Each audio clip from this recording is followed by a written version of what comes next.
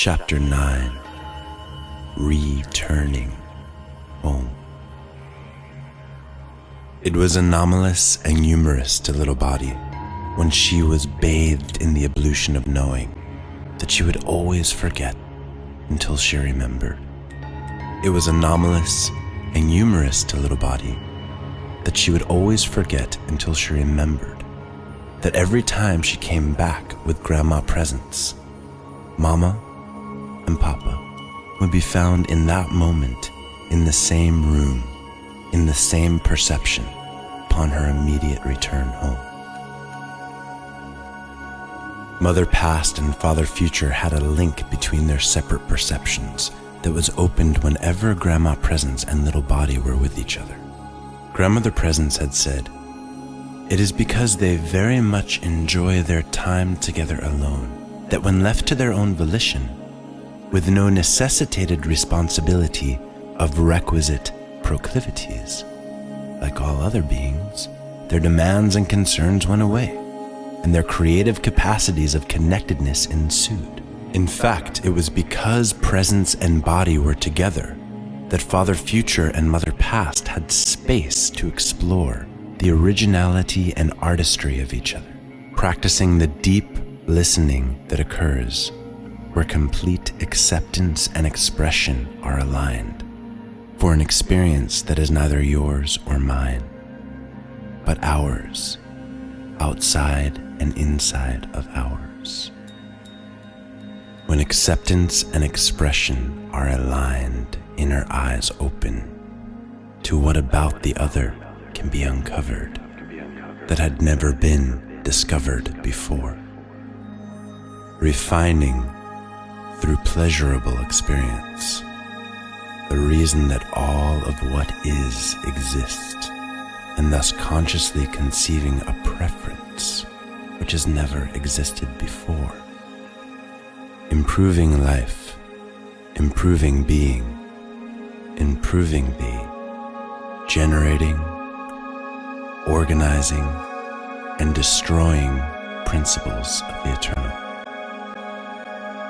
One could contemplate that it was possible that Mother Past and Father Future were looking for more things to concern themselves with, but they usually looked quite quiet, rosy, and relaxed in the ecstasy of a lucid confusion discerned only as itself, the lurid and ineffable direct experience. Thus I have heard that Father Future and Mother Past would only enter into their separate perceptions for the benefit of Little Body when she had been too long away from Grandma Presence.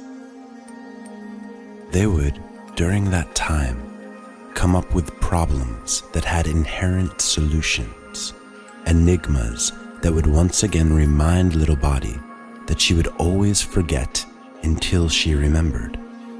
And remembering was a choice, not of recalling experience, but of taking responsibility for her direct experience.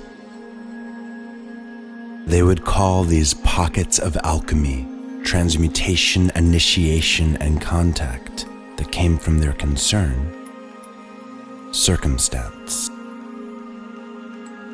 Without judgment, there was no good circumstance and no bad circumstance, but merely force, the force of light, for reorganizing, recognizing, rejuvenating, rebirthing, and restoring the momentous experience. And thus, Little Body would only ever know good or know bad based on her relationship with the totality of all things. Mama and Papa sat up together on their favorite vista in their shared perception upon Little Body's arrival. When Little Body arrived, they were exhilarated, intoxicated, enlivened, and enthusiastic as Little Body entered their perception. Little Body, every cell in your being is resonating, and you look exactly like your grandmother, celebrated her father. Little Body then replied, and as grandmother said, grandfather as well. Maybe I look like all of us equally, and I think that is why I don't need you anymore. Father Future and Mother Past looked slightly shocked and fairly heart-fended upon hearing this transmigratory espousal. 17 seconds hadn't elapsed within the wellspring of divergent and powerful emotions that arises whenever everything one is known to persist is suddenly quite different, before Little Body explained, "No, Mom. No, Dad. You don't understand. It's just like you requested of me, but let me know I alone had to teach myself to be. I do not need you, but I want you. I do not need you. I love you. I do not need you, but I choose you. I choose to love you." Yet again, Little Body watched their emotions move from one place to another, witnessing emanations in alteration as the corners of their mouths turned from crest to trough, from downward angle to upward angels, effusing improvised songs of oneness, sounding the tune of innumerable birds in flight, whom out of numberless directions create the beautiful projection of finding each other, drawn to the impression of now. "You do?" her parents avowed as a choir. "Yes," insisted Little Body. "I want to feel love for you and receive love from you. I want you to know that you are loved without hesitation, expectation, or doubt, and that you are love without hesitation, expectation, or doubt in this moment's unfolding of else. Without hesitation, expectation, or doubt of this moment's unfolding with else, love is what we are. Love is the direct experience of moment-to-moment awareness." Father Future and Mother Past giggled. They had to laugh because that's all you can really do in an elation like this. And that giggle intermixed with tears, neither of happiness nor of sorrow, but of ecstasy. Mother Past and Father Future had to cry because that's all you can really do in an unanticipated elevation like this. Little Body went on, "Mom, Dad, I understand what it means to be self-sufficient. It is to be without preoccupation. To be, for joy is what we are without preoccupation. But, being self-sufficient, I still want to experience all that will become of us. I want to serve our us. See the never-before-seen together. To gather together all the tenets of love we can. Because there is simply nothing else to do but to love what is and refine through contrast, higher and more depth-filled, heartfelt desire, until the only desire is to be one with the Creator in each other, to be one with the Originator, to be one to derive only desire itself, to desire only desire itself, to be desire itself, without need to extend into any direction, any space, any time. To be an act without prior intent, eternally. Grandfather showed me that life is a mystery and that you never know what is going to be. Only that being will always be. Only that being will always be. And when we are aligned with being, we know we can wrap ourselves around everything, anything, even a giant piece of cake, she said under her breath as she laughed about the anomalous and humorous self-nature. God is funny, she thought. How wonderful. Her father's brows furrowed as he was not aware of what she had imagined. while Mom seemed to get it. For things that were always close to Mother, even if she did not always know that she knew it. Father Future said, "Oh, that is so nice, little body," in anticipation out of habit of attaining clarity of what projection this ruminating might lead to. "Thank you, Daddy," little body appropriately adjourned. "But there is another thing, an idea that I am very excited about.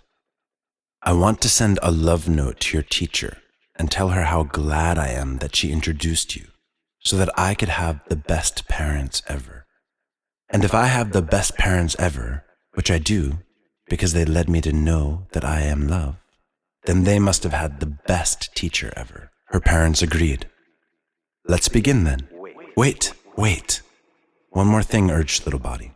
To introduce you together, there needed to be a principle that employed time. And so I was wondering if you remembered the principal's name. "Yes, little body," said Mother Past. "The principal's name is devotion." Great. We need to send the principal a big thank you note too, because devotion certainly knew what he was doing when he employed time to introduce past and future to beget body, who by the grace of presence was introduced to being, the totality around before around even knew it was around of the source within the experience of everything that is possible, making anything purely desired probable. I want to send a thank you letter, a sacramental note to everything possible, because it is all responsible for me, and I am the biggest, most beautiful, most loving manifestation of everything that I can conceive. Maybe the love note I will choose to send out first is C.